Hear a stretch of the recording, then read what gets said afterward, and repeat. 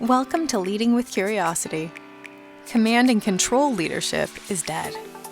We interview leaders, entrepreneurs, and executive coaches challenging old paradigms and fostering cutting-edge leadership. Here's your host, certified executive coach, Nate Leslie. Hey, curious listeners. Leadership is a performance art. The people we lead haven't arrived until their voice is in the room. We need the people that we lead to be the protagonist in the story.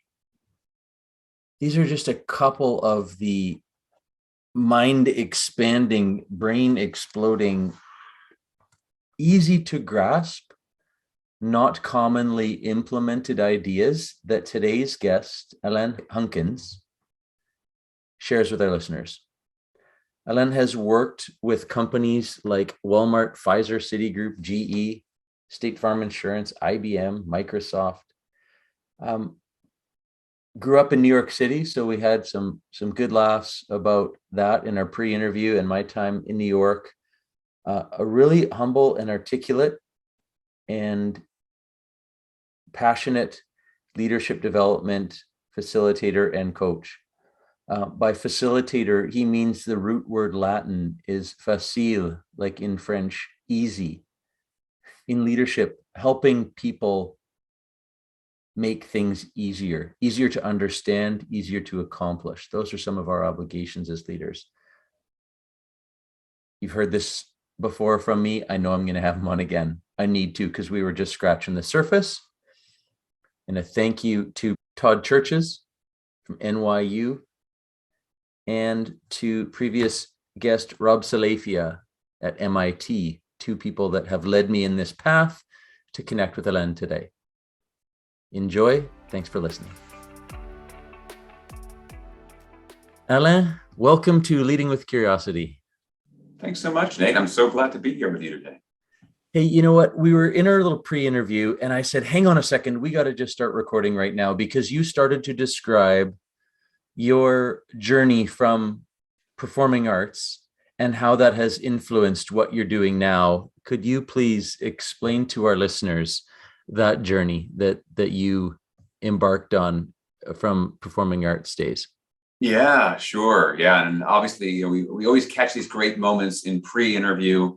Hopefully I'll do it justice that we're recording. So I grew up actually my father's family are all professional musicians. When I say professional, like orchestral level, Berlin Philharmonic, Cleveland Orchestra, Dallas Symphony. We're talking top level people. Yeah. And so I played the violin. I started when I was 5 years old, and I ended up going to the High School of Music and Art in New York City. And somewhere along the way, because I had the family, I went, I don't want to practice 8 hours a day. I don't want to be a professional musician. And I knew that by the time I got to college. However, when I got to college, I auditioned for a play. It was actually Shakespeare's Twelfth Night. I got cast as Orsino, if you know the play, which is a major role. And I got bit by the theater bug, which I hadn't done since I was in the 6th grade. And I really loved it. And then I ended up going on to graduate school, got an MFA from a professional theater acting training conservatory, 3 years, very intensive.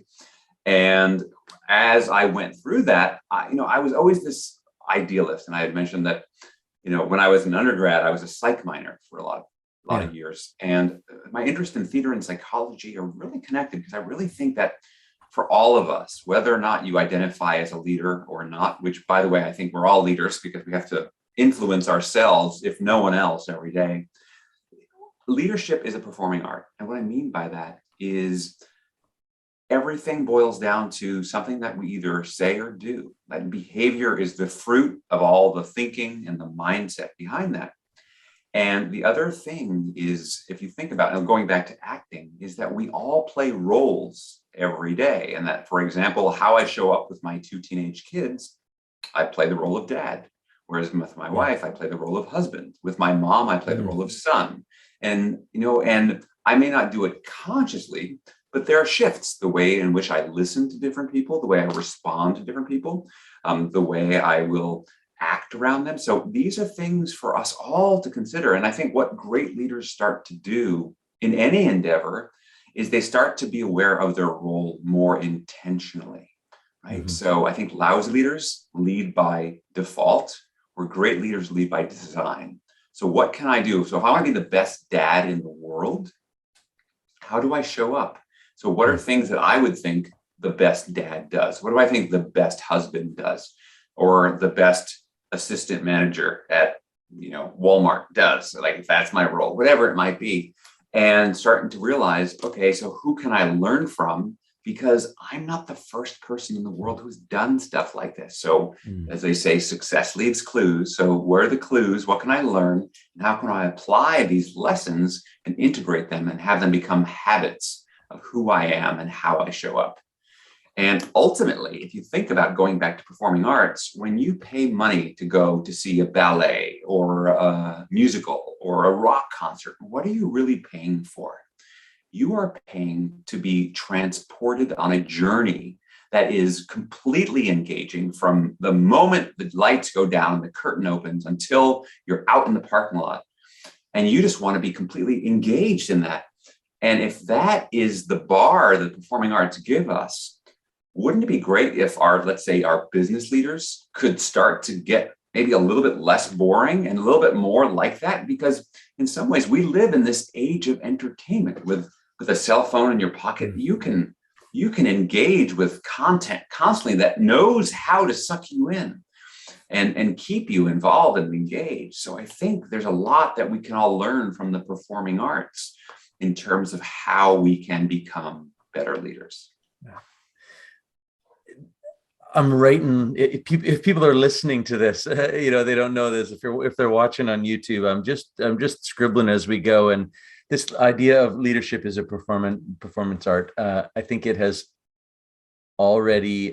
We've found the title of the episode, perhaps, and I love where that's taking us. I've also noticed. I have a hunch that you connect well to different people in the audience, because you, in the pre-interview, you asked me a baseball analogy. You've mentioned ballet, Shakespeare, rock concert. This idea of, as leaders, being able to connect not with people like us, but being able to connect with the people we lead in a way that's meaningful for them. And I can already see that coming through in your description of that. What comes up for you when I kind of shine a light on that? Yeah, when you shine a light on that, what it shows me, is that one of the great personality traits is openness to experience, right? And how important that is, I think, for anyone who wants to be able to connect. And I don't really care what industry that we work in, whether you think of yourself, I know I work in high tech, or I work in pharmaceuticals, I work in manufacturing. At the end of the day, we all work with human beings. Yeah.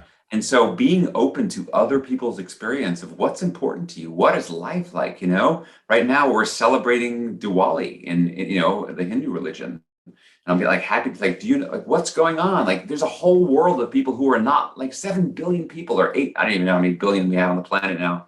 But a lot of them are doing different stuff than you and I are doing. And you and I are doing different stuff. And like you talked to me about, I'd love to know, what's it like getting up at 5 a.m. to be on an ice rink? Because I know that's what everyone seems to have to do to be able to get on the ice rink. And that whole world of the discipline of being a professional athlete. Like, I don't really know what that's like, but I'd love to learn. And so I think, in 2021 and beyond, one of the most valuable skills that any of us can have is continuous learning. Like, will you continue to learn how to learn? Because everything else is going to become automated, outsourced, and obsolete pretty quickly. And so there'll be an algorithm or an app for it. So what is the differential human factor? It's learning how to learn. And I think great leaders, it's getting, and I know we'll get into this more, but getting out of this idea of, oh, I'm in charge, I need to know everything. This is not the world that we live in anymore. Now it's, I'm the leader. Wow, that means there's a whole lot of information that's living in different places. And my role is to facilitate moving information from where it is to where it needs to be, so we can take that information, turn it into insight, apply it as wisdom to create some kind of result, which is a very different mindset than leaders had even 20 years ago. So this is, I think, what comes up for me as you talk about this idea of being open to experience. Yeah, our tagline, command and control leadership is dead and leading with curiosity. You said, I don't know about that thing you're into, but I would like to learn. You're the right kind of guest for this show.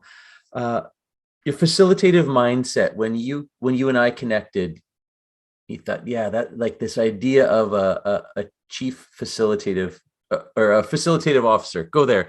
Yeah. That idea that we are not in charge. So just expand on where you're Sure. headed So there. I love for years, I called myself a facilitator. I started off facilitating training programs. And if you look at the etymology, the origins of where the word facilitate comes from, the root of it is facile from either the Latin, the root, it's a Latin, means easy. So Yeah. facilitators make things easier. And I think, we live in a world with increasing levels of complexity, right? Mm. Everyone's heard the acronym VUCA, Mhm. volatile, uncertain, complex, ambiguous. So we live in this very complex world. And what we want is for leaders, again, leaders, anyone who can help influence things, to make things a little easier for us. So Mm. what can you do to maybe reduce some of my stress or maybe save me some time? That we all have these internal pain points.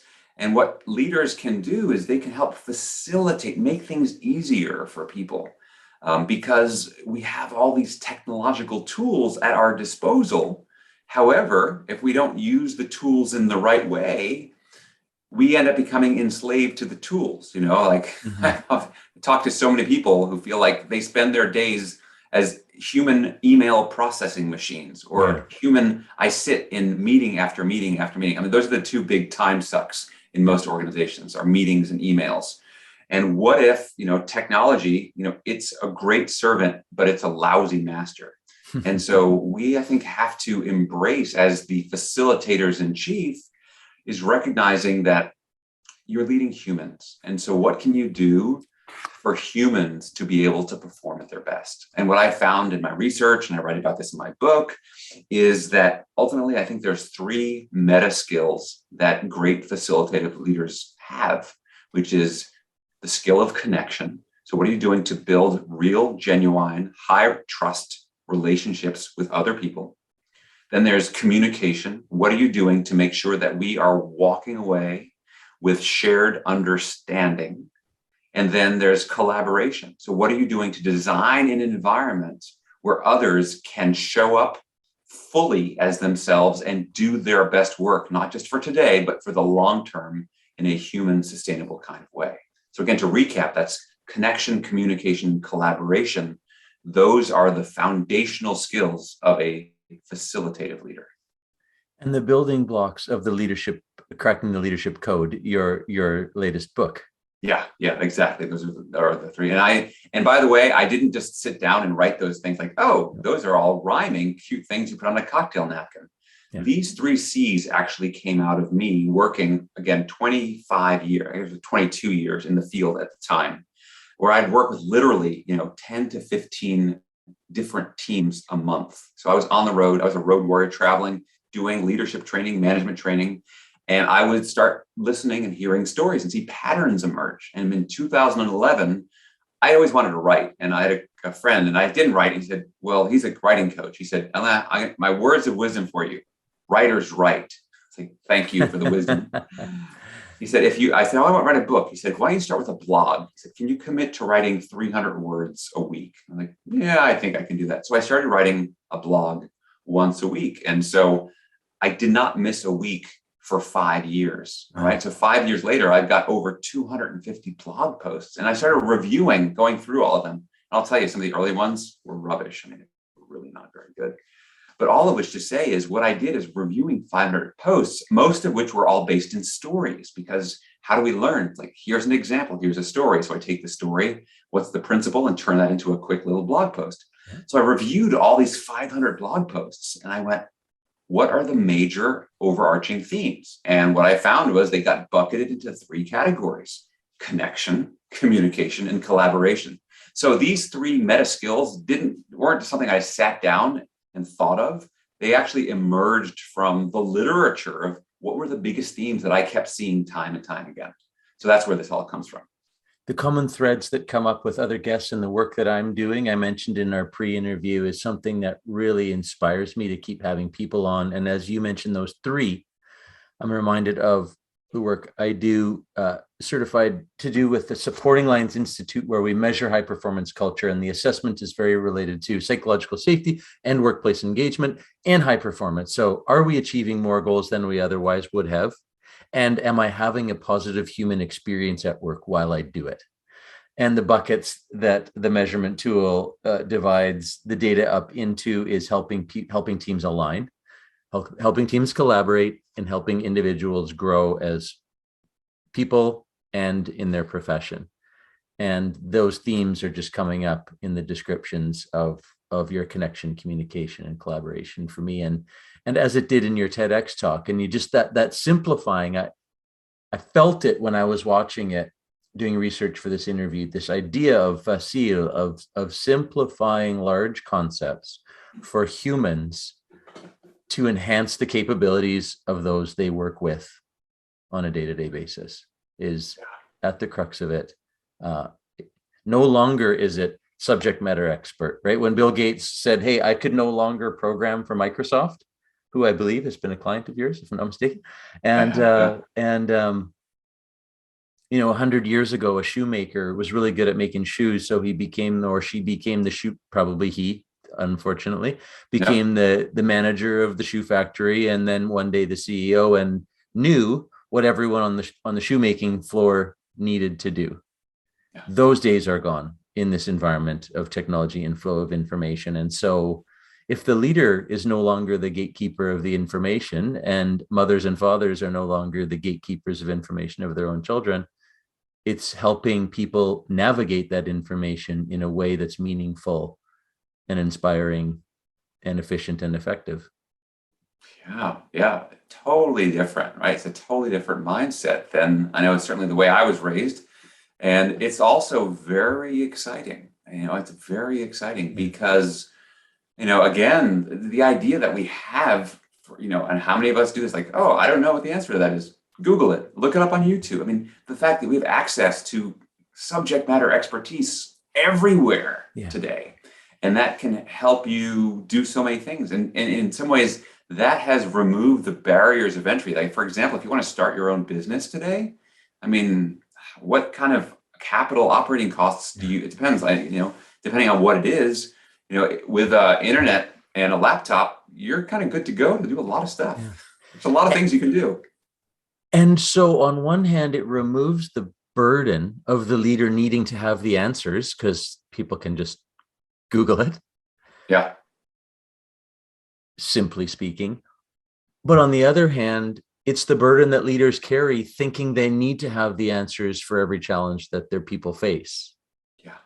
To generalize, right? Yeah, but I think you probably find this too, as a certified coach, and when you went through coach training, as did I, seeing beginner coaches kind of get stuck in that deer in the headlights paralysis moment, because as the client is speaking up about something, the sense of, I need to have the answers. Like, what if you don't need to have it? Like, what if I can just show up and be totally present, not knowing and not needing to know, but just listening and then reflecting back with good questions and helping people to discover their own answers.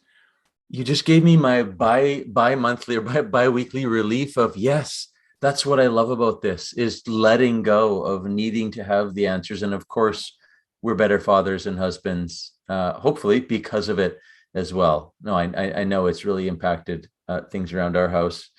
My wife has gone out, she runs her own business, but has gone out and done coach training too, because she's like, that thing you're doing is useful, and it has really transformed the way she's trying to lead her teams as well. Fantastic. It's that weight that leaders carry. I've spoken to people who have dabbled, just done kind of the first little bit in a coach training course and say, I just love helping people. I don't think I could be a coach, and then they take the weight of the world on their shoulders as they try to solve, and by helping people, I mean solve their problems. I love to fix things, sorry. Yeah. And then they just get the weight of their world on their shoulders, right?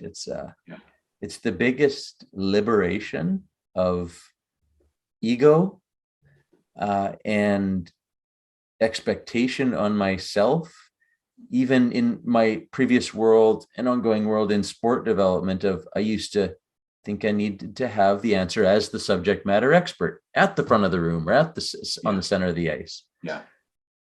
Forgetting, totally oblivious as a young hockey coach doing that those volunteers that might have less hockey experience than me, oh my gosh, I've learned years later that they led hundreds of people in large organizations and had so much to give that I didn't give them credit for because I was blind to the idea of simply asking, what value do you bring? Yeah.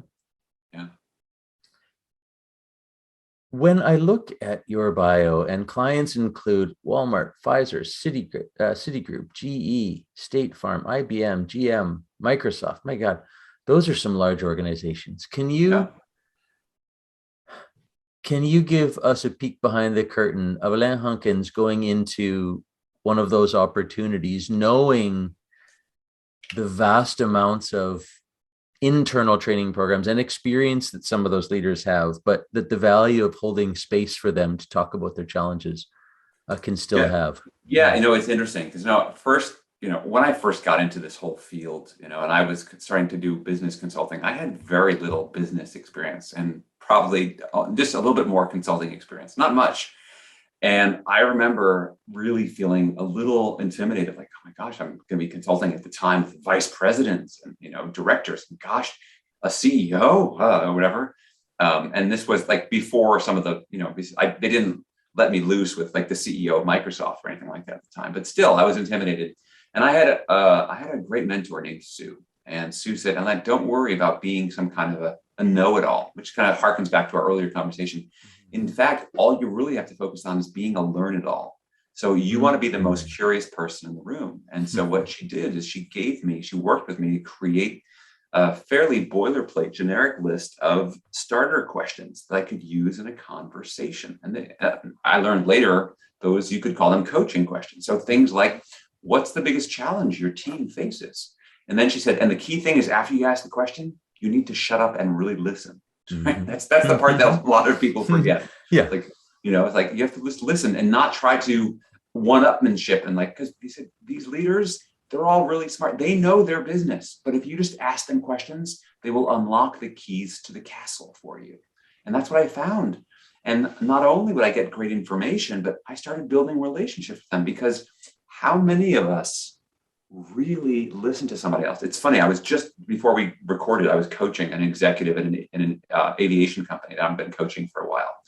And he's just working to institute, his team has grown. He had 10 people. He's now got 25, and he's trying to figure out how to grow the team. And in terms of building the rapport. And we talked earlier last month about doing more intentional one-on-one meetings. And so he started doing it. They're going great. So I asked him, what's been going great about them?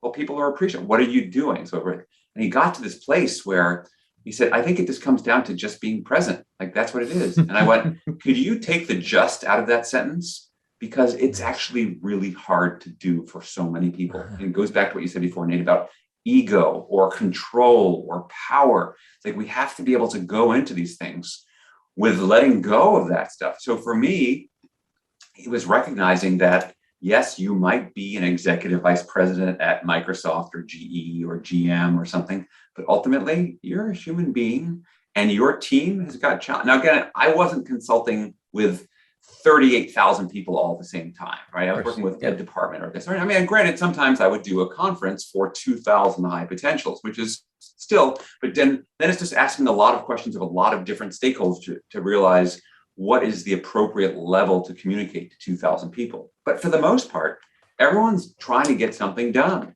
whether that's the executive vice president of Microsoft or it's you and running your own one solopreneur business.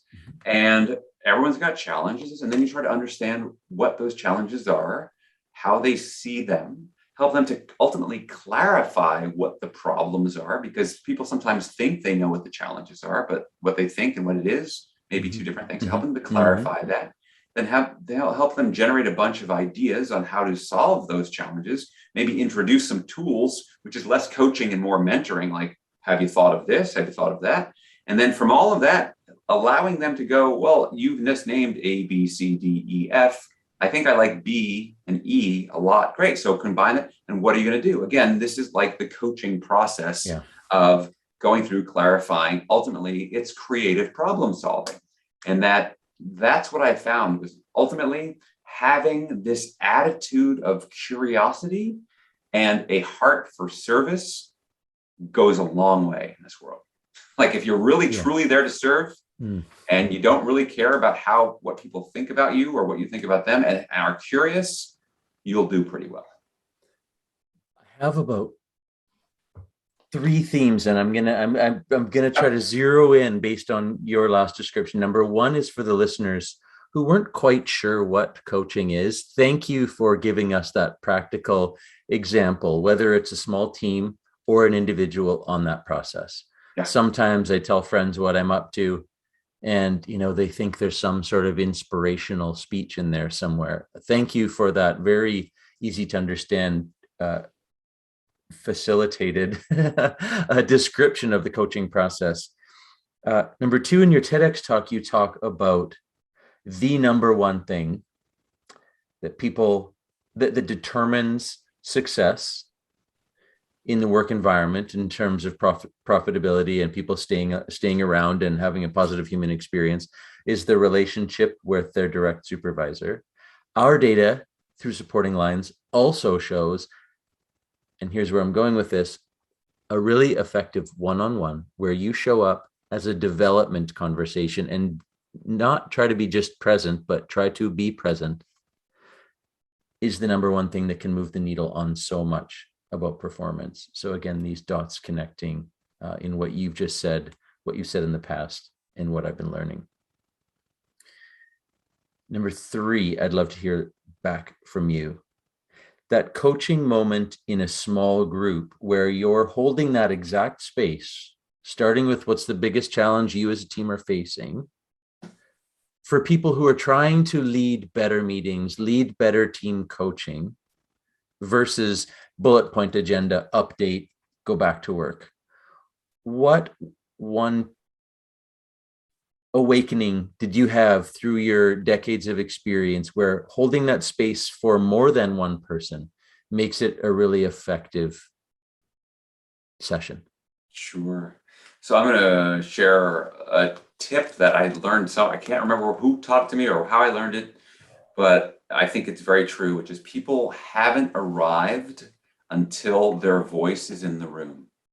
So what I mean by that is so often people show up to meetings as passive consumers of the meeting. I'm here, it's your meeting, you're leading it. You're going to tell me what, I'm going to sit here and I'll nod my head, yes. Whether I do anything about it, we'll see, but I'll nod my head right yes, and then I'll leave and we'll see what goes on. As opposed to how do I get everyone? So if you're leading a small group meeting, let's say 8 people, what am I doing? If I'm leading the meeting, what am I doing to make sure that I hear from every single one of those people in that meeting and getting their input on something somehow? And if I'm not, why are we having a meeting, right? How many of us have seen the meme, I survived another meeting that should have been an email, right? Like if all you're doing is giving out information, there are a lot more expedient ways to do it than to meet. Let's say you're working with 50 people. It might not make a lot of practical sense for you to be able to go around and hear from 50 people. However, and you can do this on Zoom, you could do it if you're in Zoom, great. So we have this issue. Let's go into breakout rooms. We're going to get into rooms of 4. We're going to have 12 rooms of 4. And please pick a spokesperson and share your biggest takeaway from this question. Like give a provocative question, let them go, give them 5 minutes, come back, have a spokesperson, whatever it is.